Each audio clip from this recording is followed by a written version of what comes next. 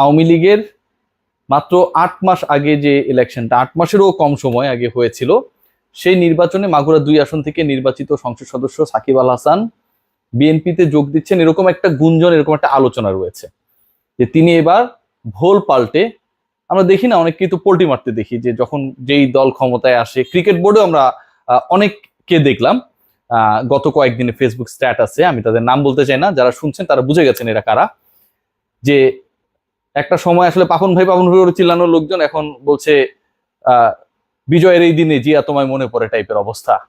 ঘটনা সত্য, কিন্তু একদম মানে পোল্টিকারে বলে এরকম পোল্টি। এবারের অলিম্পিক্স হচ্ছে, আপনারা সবাই জানেন প্যারিস অলিম্পিক্স, সেখানে যে ডাইভিং হয়, পোল্টি মারতে মারতে নিচে পড়ে, ওখানটায় আসলে ড্রাইভাররা দিতে পারে নাই। যেরকম পোল্টি এই মুহূর্তে বাংলাদেশের রাজনৈতিক কালচারে চলছে, এবং সেই পোল্টির অংশ অলরাউন্ডার যেহেতু সাকিব আল হাসান, তিনি তো সব পারেন, তিনিও কি হতে যাচ্ছেন কিনা, বিএনপিতে তিনি যোগ দিতে যাচ্ছেন কিনা, এরকম একটা আলোচনা আকাশে বাতাসে ভেসে বেড়াচ্ছে, সেই বিষয়ে আলোচনা করতে চাই। এবং একই সাথে একাধিক মামলার প্রস্তুতি চলছে, বা একাধিক মামলা তার বিরুদ্ধে দায়ের হতে পারে, এরকম একটা আলোচনা যথেষ্ট পরিমাণে রয়েছে।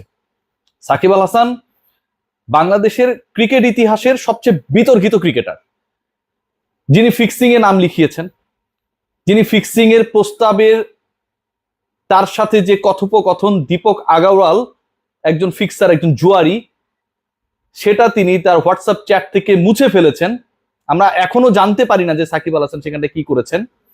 1 বছর নিষিদ্ধ ছিলেন, নিষেধাজ্ঞা যখন তাকে দেয়া হবে তার আগ মুহূর্তে তিনি সকল ক্রিকেটারকে নিয়ে বিসিবির বিপক্ষে একটা আন্দোলনে নামলেন, সমতা বৈষম্য রোধ এরকম টাইপের কিছু একটা, যেন ফোকাসটা তার দিকে যায়। সাকিব আল হাসান চট্টগ্রামের একজন ইউটিউবার আছে, এখন মনে হয় আপনারা তাদের খুব একটা পছন্দ করেন না, এফ দিয়ে নামটা ভুলে গেছি, ওই টাইপের কেউ একজন, তালে তালে আসলে তাল মেলায়। শেষ পর্যন্ত সাকিব আল হাসান ফিক্সিং এ অভিযুক্ত হলেন, নিষিদ্ধ হলেন, কিন্তু ওই আন্দোলনটার কারণে সবাই তাকে অনেক অনেক বড় মনের মানুষ ভাবা শুরু করলো। এবারের যে ছাত্র আন্দোলন, সেখানটায় সাকিবের রূপটা আমরা একদম ক্লিয়ারলি দেখেছি। শিক্ষার্থীরা মরছে, পুলিশ মরছে, সাধারণ জনতা মরছে, শিশু মরছে, বাবার কোল খালি হচ্ছে, সন্তানের পিতা না ফেরার দেশে চলে যাচ্ছে, একটা ফেসবুক স্ট্যাটাস শুধুমাত্র তার এমপিত্বের পথ ধরে রাখার জন্য এই সাকিব আল হাসান দেন নাই। অথবা সাধারণ জনতা, যাদের হয়তো মুগ্ধের মতো 10-15 বোতল পানি কেনার সামর্থ্য, এর বাইরে তাদের সামর্থ্য নেই, সাকিবের সেই পোস্ট কিনতে পারেনি দেখে সাকিব আল হাসানের মন গলেনি।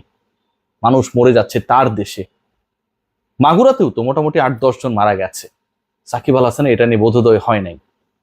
এখন সাকিব আল হাসান বিএনপিতে যোগ দিচ্ছেন, সেই আলোচনাটা হচ্ছে, এবং তার বিরুদ্ধে মামলার প্রস্তুতি কেন, মামলার আলোচনাটা আসলে কেন হচ্ছে।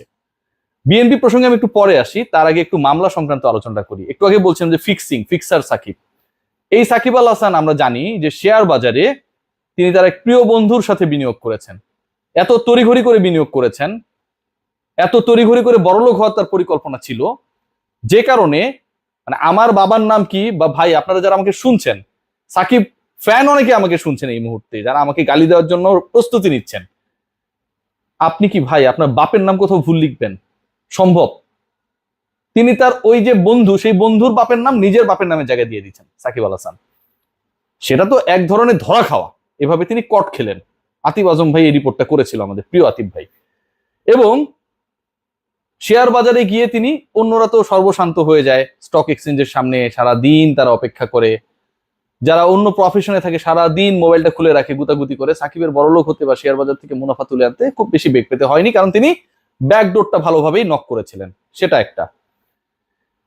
সাকিব আল হাসান বিনা অনুমতিতে গোল্ডের ব্যবসায় নেমেছিলেন, ইউ অল নো।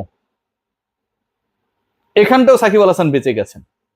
এবং সাকিব আল হাসানকে একসময় দুর্নীতি দমন কমিশনে দূত বানানো হয়েছিল, এটা সবচেয়ে অবাক করা একটা ব্যাপার।